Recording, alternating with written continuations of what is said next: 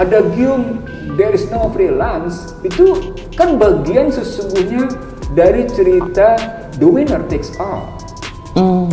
Jadi tidak ada makan gratis itu dalam kerangka politiknya, dalam kerangka ekonominya, pemenang akan ambil seluruhnya. Jadi ketika Joko Widodo misalnya bagi-bagi kursi posisinya termasuk terhadap itu sebenarnya karena the winner takes all.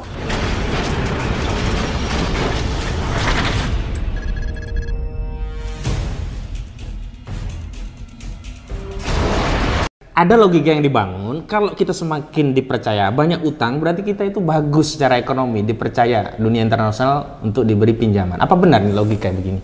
Logikanya benernya, Anda dipercaya jadi kuda. Oh. Masalah. Jangan mau jadi kuda, pemirsa. Anda dipercaya menjadi kuda tunggangan. Gitu posisinya. Oke deh. Yang selanjutnya, lanjut. Yang kedua itu posisinya adalah infiltrasi. Sebelum ke infiltrasi, ke intervensi. Saya ingin membuktikan sama Anda. Sekali lagi saya membuktikan untuk bicara intervensi itu ketika kita krisis kemarin di 97-98. Ketika kita menerima pinjaman dari IMF, maka IMF punya syarat yang disebut dengan letter of intent. IMF menyatakan Anda harus ini, Anda harus ini, Anda harus melakukan reformasi struktural, Anda harus melakukan reformasi politik, Anda harus melakukan reformasi TNI sehingga kembali ke barak, Anda harus melakukan pokoknya semua reformasi. Saya mau agak spesifik satu, apakah amandemen itu bagian dari syarat letter of intent? Iya. Sebenarnya bukan, kalau Anda tanya bagian dari apakah itu bagian dari syaratnya IMF, dia sudah muncul ketika tahun 90 Paul Wolfowitz menyatakan pentingnya Indonesia melakukan demokratisasi dan keterbukaan. Jadi 97 itu sebenarnya pukulannya pukulan ganda. Pukulan terhadap sistem konstitusi Indonesia dan pukulan terhadap sistem ketahanan sosial Indonesia yang basisnya dua, Islam, agama, dan TNI. Dua itu ya memang yang menjadi untuk dirampungkan kemudian itu yang orang lupa, Jose. Jadi dalam pandangan saya ini sebenarnya dalam rangka membenarkan tesisnya Huntington, Samuel P. Huntington, ya. The Class Civilization? The Class of Civilization. Dia nulisnya tahun 96. Iya, saya masuk kuliah udah baca itu. Sudah lama sekali. Sebagai gambaran bahwa pada tahun 89-91 Barat menang karena pasca runtuhnya Soviet itu ya. Rubuhnya Soviet, rubuhnya Polandia, rubuhnya Cekoslovakia, gitu ya posisinya. Bergabungnya Jerman Barat dan Timur. Rubuhnya tembok Berlin, itu ditandai dengan rubuhnya tembok Berlin. Dan mereka menyatakan inilah kemenangan posisinya. Makanya Fukuyama bikin The End of History, seolah-olah nggak ada lagi sejarah selain kapitalisme begitu. Ada lagi kalimat penting, Hasil. Apa itu? Sebelum The End of History, The End of Ideology. Sampai segitunya. Di akhirnya sebuah ideologi, karena yang ada cuma ideologi Barat. Jadi sebelum The End of History muncul perdebatan pemikiran tentang The End of Ideology. Itu bukan hanya dari Francis Fukuyama, itu juga dari Daniel Bell. Nah, saya ingin mengatakan sama Anda, pada konstruksi intervensi campur tangan itu makin kelihatan bahwa sesungguhnya Indonesia sudah sedemikian jauh dicampur tangani sejak yang namanya Soeharto berkuasa. Itu ditandai dengan Undang-Undang Nomor 1 Tahun 67 PMA tentang penanaman modal asing. Saya menyebutnya itulah pintu masuk kapitalisme di Orde Baru. Undang-Undang Nomor 1 Tahun 67 diikuti dengan undang-undang lain pada tahun 68, misalnya tentang undang-undang tentang bank sentral, undang-undang tentang perbankan, undang-undang tentang pertambangan. Itu semuanya masuk pada posisi. Jadi pada 1978 kapitalisme membangun sistemnya di Indonesia. Di belakang. Itu bentuk yang namanya mereka melakukan intervensi tadi. Yang menarik, menurut Brad Simpson dalam Economists with Guns, Undang-Undang Nomor 1 Tahun 67 datang dari Amerika. Diserahkan pada 25 Desember 1966. Sampai segitunya? Dan diundang-undangkan pada 10 Januari 1967 sebagai produk yang membanggakan. Luar biasa dibalik itu. Kalau bicara tadi, tetapi Anda mesti tahu bahwa pada saat itu Undang-Undang 167 tentang penanaman modal yang diproduk oleh pemikiran Amerika itu dan seolah-olah dimanipulasi sebagai produk anak-anak cerdas Indonesia. Saya ulang ya, dimanipulasi sebagai. Padahal copy paste aja itu mereka. Copy paste, gitu ya. Anda kalau nggak percaya baca bukunya Economist with Gun, Bradley Simpson, halaman 232-234. Nah, jadi kalau pemirsa, kalau Ustadz Adi Hidayat itu kan biasanya Al-Quran ayat sekian halaman sekian. Nah kalau ini pemikiran politik ekonomi buku ini halaman sekian. Aduh, gelap. Kita lanjut lagi. Jadi saya mau menegaskan saja di dalam intervensi itu berarti benar dong ada gium there is not free lunch. Ya, ada gium there is no free lunch itu kan bagian sesungguhnya dari cerita the winner takes all. Jadi tidak ada makan gratis itu dalam kerangka politiknya, dalam kerangka ekonominya, pemenang akan ambil seluruhnya. Jadi ketika Joko Widodo misalnya bagi-bagi kursi posisinya, termasuk terhadap itu sebenarnya karena the winner takes all. Termasuk Amerika ketika menguasai peradaban dunia, dia mengambil semuanya. Terbukti ketika Irak dia pukul habis, peradaban sisa-sisa peradaban Islam pun dia hajar habis. Bukan cuma sekedar minyaknya yang dia ambil. Peradaban Islam Irak sebagai negeri 1001 malam karena sisa Islam itu di dalam bahasa lain jejak kejayaan Islam dihapus. Itu sejarah. Masya Allah. Jadi ketika Anda masuk ke dalam posisi no freelance, jangan langsung ngambil no freelance karena kata kuncinya adalah gitu lah. Posisi ini survival of the fittest basisnya diaplikasikan lebih lanjut pada posisi the winner. Aplikasi berikutnya Anda nggak bisa makan gratis, makan siang gratis, nggak bisa. Mustahil. Anda mesti kerja. Atau bahasa lain Anda nggak bisa langsung jadi komisaris. Anda harus itu yang kemudian ketika Anda masuk pada there is no freelance itu aplikasinya pada gender loh. Sampai segitu. Waduh, aplikasinya pada gender. Sampai segitunya. Jadi kalau karena Anda memotong dengan model begitu, jadi ya itulah bagian dari bentuk intervensi. Intervensinya bukan sekedar pada intervensi kebijakan, tapi intervensi nilai. Kita sudah berpikir dengan nilai-nilai barat, bukan berpikir dengan nilai-nilai kita sendiri. Anda sudah sesungguhnya robot begitu kita? Anda sudah menanggalkan identitas, semangat, nilai dan kejuangan kata pembukaan Undang-Undang Dasar 45 beralih ke dalam model berpikir deregulasi, debirokratisasi yang berpihak kepada yang saya sebut sekarang ultra neoliberal. Ultra? Iya, saya nggak lebut lagi neoliberal, ini ultra. Dulu liberal, ada neo, sekarang ultra neoliberal. Apa perbedaan ultra itu? Kalau dalam posisi neoliberal itu sebuah negara G7 sebagai konsorsium kapitalisme, konsorsium imperialisme. Yang tepat itu sebenarnya. Bukan gerakan negara maju, bukan ya? Iya bukan, tapi konsorsium imperialisme itu dia akan mendayagunakan perusahaannya untuk masuk ke negara lain dengan pendekatan ke government di neoliberal agar government melakukan 3. Pertama, disiplin anggaran yang pada hakikatnya adalah dilarang belanja, saya ulang ya, dilarang belanja untuk modal. Jadi tidak ada belanja modal. APBN itu dikurangi seminimal mungkin untuk belanja modal posisinya. Nanti ada keluar istilah soal kerja sama swasta dengan pemerintah, istilahnya begitu.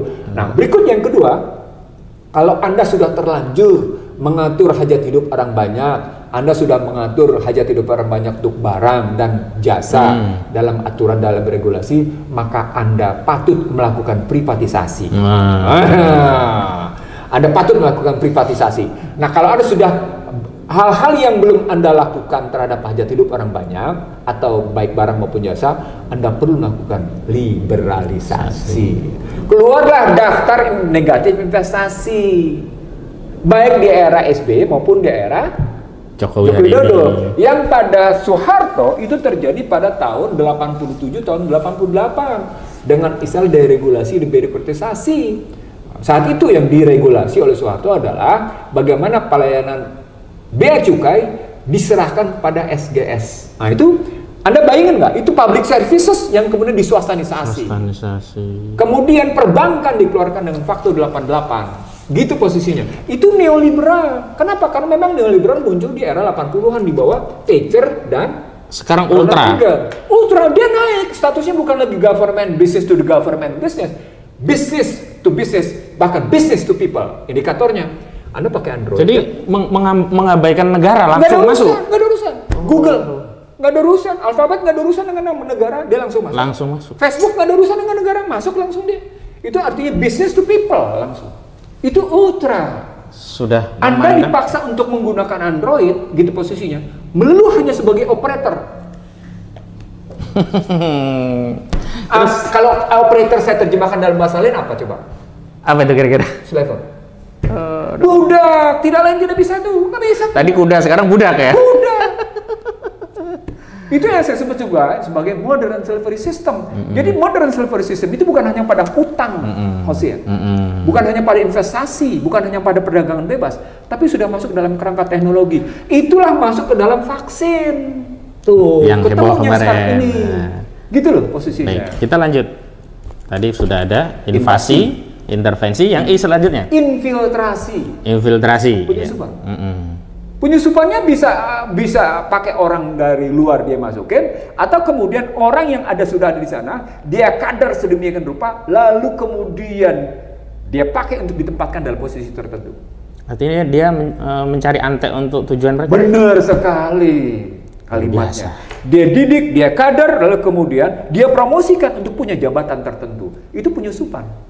Orang ini sesungguhnya memang dikemas sedemikian rupa seakan punya prestasi yang amat sangat hebat gitu ya, dipromosikan sampai kayak gitu. Lalu kemudian dia dipromosikan habis-habisan karena sudah ada invasi dan intervensi, maka untuk melakukan infiltrasi gampang sekali. Ahmad Hosinuddin, kami sudah mengkadernya, maka karena Anda seperti itu, pakai Ahmad Hosinuddin untuk menjadi menteri ini, untuk menjadi ini. Itu bagian dari yang namanya infiltrasi. Setelah itu dia melayani kebijakan mereka. Bukan untuk rakyat kita lagi. Iya. Masya Allah. Itu infiltrasi. Nyambung. Kenapa hari ini justru kebijakan banyak ditentang rakyat, tapi pro kapitalis.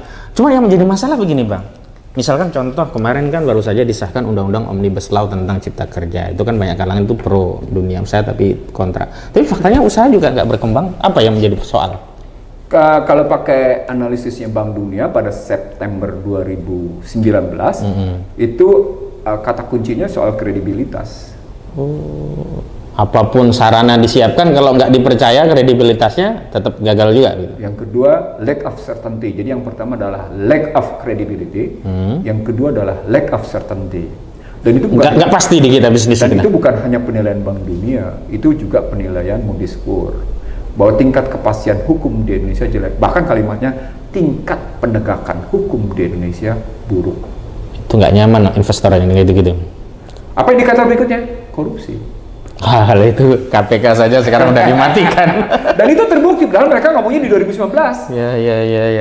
Gitu loh. Iya. Artinya mereka sudah melihat ada indikator-indikator konkret yang mengarah pada posisi lack of credibility dan lack of certainty. Yang berikutnya adalah soal lack of compliance. Ada kesenjangan soal kepatuhan pada aturan-aturan. Nah, dalam kerangka itu dimudahkan lewat yang namanya omnibus. Tapi omnibus tetap berhadapan dengan persoalan tadi, kredibilitas dan kepastian hukum. Jadi artinya ketika Anda bikin kepastian, mereka nggak mau. Ini nggak jelas nih kemana larinya. Compliance itu kan misalnya, kalau bisa dilihat kalau dalam aplikasi fiskal, buruknya serapan anggaran. Itu yang paling sederhana? Paling sederhana. Orang ketakutan, ngapain juga, orang ini kepentingan jadi begini kok. Atau ada lagi yang namanya compliance yang jelek adalah posisi. Di satu sisi Anda tidak boleh mudik, tapi boleh pulang kampung. Bang Ihsan, tidak boleh minum kopi, tapi silahkan nikmati hidangan yang ada. Saya tidak melarang minum kopi, silahkan nikmati dulu. Bismillahirrahmanirrahim. Pemirsa, kopi dulu. Nah, pada saat yang sama Anda tidak boleh pulang kampung, Anda boleh wisata.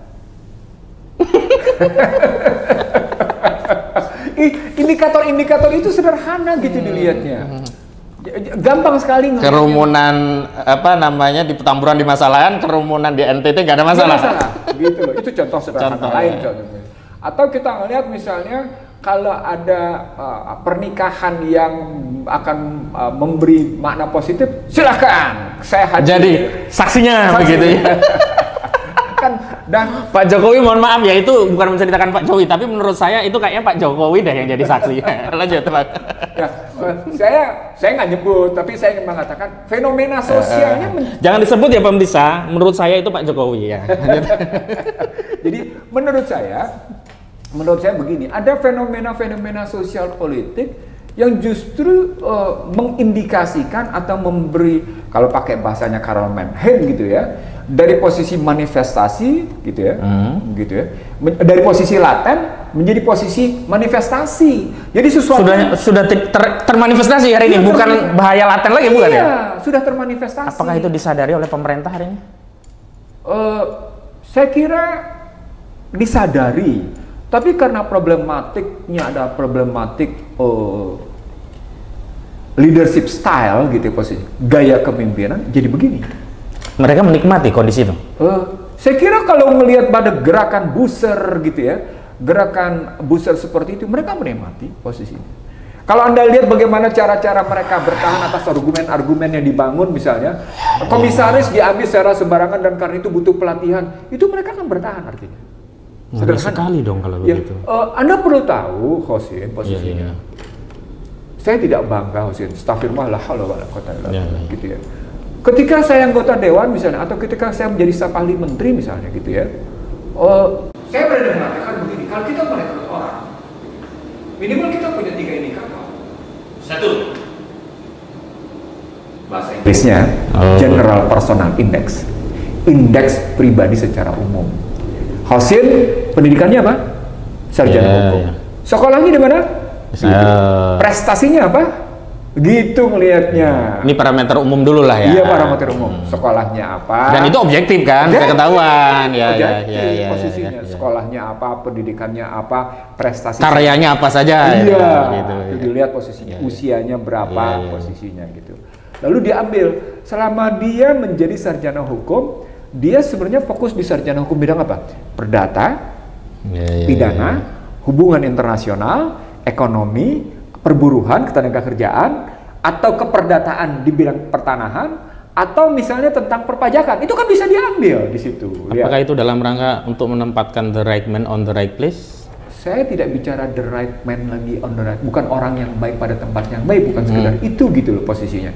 Tapi memang expertnya sesuai expertnya gitu. Kalimatnya bukan lagi the right man posisinya. Apa itu? Tapi memang posisinya kompetensinya lebih tinggi. Iya. Jadi layak maka dia di situ gitu ya. Sesuai dengan Anda masuk ke dalam sebuah pertarungan perang ICT war. Dia nggak tahu bahan perangnya. Ya, Anda nggak punya kompetensi untuk itu, gimana ceritanya? Dibodohin orang terus dong. Padahal komponen kompetensi itu ada 3. 1, Anda bicara skill. Kemampuannya dulu. Kemampuannya. Ya. Anda bicara pengetahuannya. Dan Anda bicara tentang attitude-nya, moralnya, perilakunya. Integritas kalau itu. Itu diukur posisinya secara benar kalau kita bicara kompetensi. Jadi bukan sekedar the right man. Ada persoalan kebutuhan kompetensi di tempat. Tapi karena kita menggunakan prinsip the winner takes all secara sembarangan, serampangan, ugal-ugalan, gitu ya. Bahkan kalau istilah saya bukan itu. Karena kita menggunakan secara vulgar. Tesa, I am the law. Whatever I want, I'll take it. Bukan whatever I need loh. Whatever I want, I'll take it. Apa yang gua mau, gua ambil loh. Bukan yang dibutuhkan. Because I'm the law. Gua adalah hukum. That is aplikasi dari the winner takes all.